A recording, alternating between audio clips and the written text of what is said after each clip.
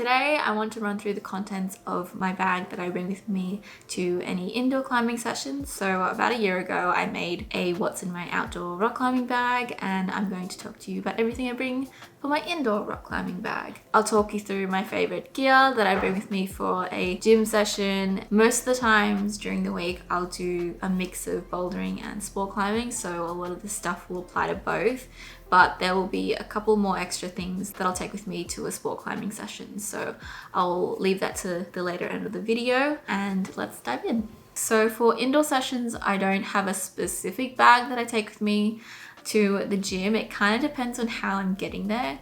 So for example, if I am doing a session before or after work and I'm going to take all my things with me, I normally like to bring all my things in like a bag with a zip on it, just so that when I'm commuting nothing falls out and I don't end up with like one shoe at the gym. So I really like to take something like this. So this is like my old uni bag. It used to be my rock climbing bag, but I have poked and scraped the sides of it, so it's definitely for much easier activities. It's just got a big zip in the bag, and I just throw everything that I need in here, and then at the same time when I'm changing at the gym I can throw all my work stuff and just swap it over. This just makes it really easy to just separate work and climbing stuff, and it just makes it really easy to bring along with me everywhere, especially the fact that it has handles on it. If I'm just going straight there, sometimes I'll just take everything with me in the car, or just in a smaller tote bag if I'm just going straight to the gym. Kind of just depends on how I'm getting there and what I'm doing during the day, so it's very flexible. Let's talk about climbing shoes. So my current climbing shoe is the SCARPA Instincts. These are popular for a reason, and it's because they're so comfortable and they're just a great shoe. Once you notice them in the gym, you can't unsee them. They are a very, very popular shoe. So I was looking for a gym shoe that was going to be a lot more comfortable. I feel like I've personally just downsized quite a lot in my other climbing shoes, so they're quite painful and very aggressive. And these are a lot more flatter. There's a lot more room in the toe box, and I also sized up in these. So I sized up from a 37 street shoe up to a 38.5 in these shoes, and there was zero break-in period. They have just been a great shoe to wear indoors and outdoors, and I love them. They're great. There's like an inbuilt like mesh sock that allows you to slide the shoe on very easily. I think this is a great all-round shoe. I have a couple other styles that are currently being resold, so these are just like my main climbing shoe at the moment, but normally I'll just go through like a rotation of my shoes depending on if I busted a hole in them or not. I'd say these and the Mythos from La Sportiva, as well as the La Sportiva Squamers, are probably like my top 3 climbing shoes that I've personally owned and climbed in. Those are like my top 3 favorites at the moment. When it comes to chalk, you can use either powder chalk or liquid chalk. With the first lockdown last year, the climbing gyms started to introduce liquid chalk as it produces less airborne particles and it helps reduce contact with other people.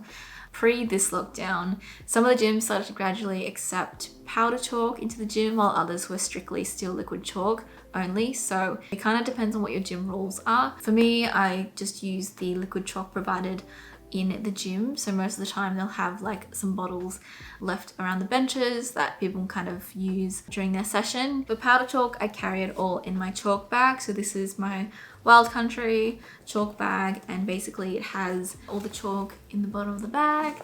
And I like to keep my chalk in a chalk ball so I can just squeeze out the chalk if I need it. This bag also has a drawstring that'll keep all the chalk from exploding in my bag. And I like to keep a little small carabiner that I can clip onto my harness. Very portable, very nice and light. For workout clothing, you can definitely wear whatever you feel comfortable in. For me, I have really enjoyed these pants from Lululemon. So these are the Dance Studio Crop. Prior to these pants, I was wearing a lot of leggings and I was just busting holes in them just constantly. And sometimes I don't really feel like wearing tight leggings to a gym session. Sometimes I want to wear something a bit more looser, a bit comfortable. So I bought these pants after seeing them on someone in a bouldering gym on the Gold Coast. They looked like they were the same height as me and the same body type, so I wanted to give them a go, and they are, to this day, my favorite climbing pants to wear in the gym. So these are the Lululemon Dance Studio Crop. They are great because they're a little bit more of a tapered fit, so they're looser on the leg than like a pair of leggings would be. They're very light and breathable, very flexible, and they've got a high waist, which is very stretchy, and they've also got pockets, so you can kind of throw in a couple of things when you're walking around the gym with you. I also have these in a black color pair because they are just so comfortable. They're super easy to just throw into the wash, and you can also wear these, you know, for everyday life as well, so they don't just have to be a climbing pant. A lot of my tops that I like to wear are just old Topshop tops, so I used to wear these a lot every day for uni. So I've got this and some singlets from Topshop in like a black and white version as well. Gradually, as I don't wear them anymore, I just transitioned them into gym gear. So this is just like a simple cropped t-shirt, very loose, very flowy. These, as well as like baggy t-shirts, I like to wear in my gym sessions. For water, I always bring my water bottle with me. This one is my trusty NALGENE, and it is the 1 liter wide mouth bottle. And these NALGENEs are very popular amongst like climbers and hikers and different people, I think because of how customizable they are, and they come in a bunch of different colors, and they also have this measurement for water if you're ever camping, so that's a bonus. And yeah, I've got a bunch of stickers on here that I've just added on. They've been a little bit scraped up from taking it outdoors, so these are a little bit more fresh. Love this bottle. Obviously you gotta drink water when you're at the gym, so this comes along with me to every gym session. A recent addition to my indoor session stuff is to bring a chalk brush with me. So a lot of the gyms have brushes on like an extended stick lying around the gym, and some of the times I can't find them, or some of the times they're like the brush is whittled down to like the bone.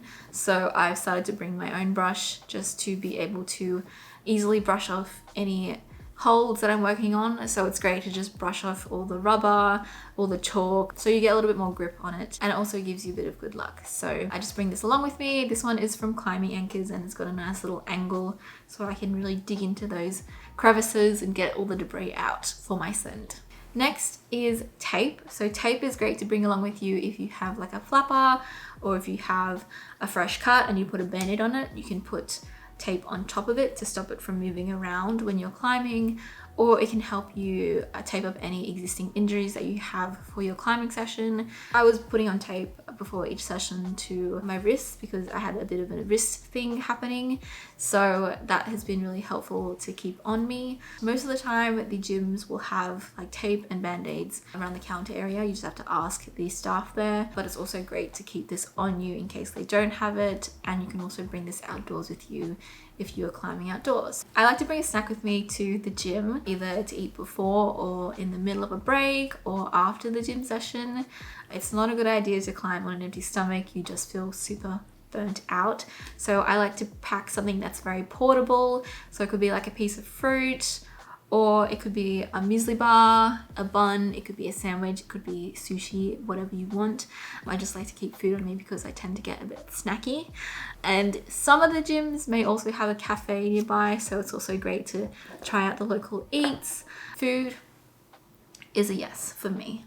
I like to take my phone with me for my bouldering sessions, and I feel like this is a great tool to help improve my climbing overall. By recording your climbs, you're able to review it straight after you attempt it. You can really fine tune where your hands and your feet are and your technique. You can look for any missed opportunities, and it's also great for when you're just doing a solo session and you're trying to figure out better for the climb that you're working on. I just like to prop it up against like my water bottle, either on the mat, like quite further away and out of like anyone's fall zone or in anyone's way, or I can just prop it up on a bench. It doesn't have to be the perfect angle or the frame, it's just more for just reference. And if I want to film something for Instagram or film a send, then I'll either ask someone to film it for me, or I'll just set up the frame for myself. I think recording your climbs is a really great tool to help you progress. Post session, I like to use a balm to help like soothe and moisturize my skin. So this one is from CLIMBON, and it looks like this. It's a very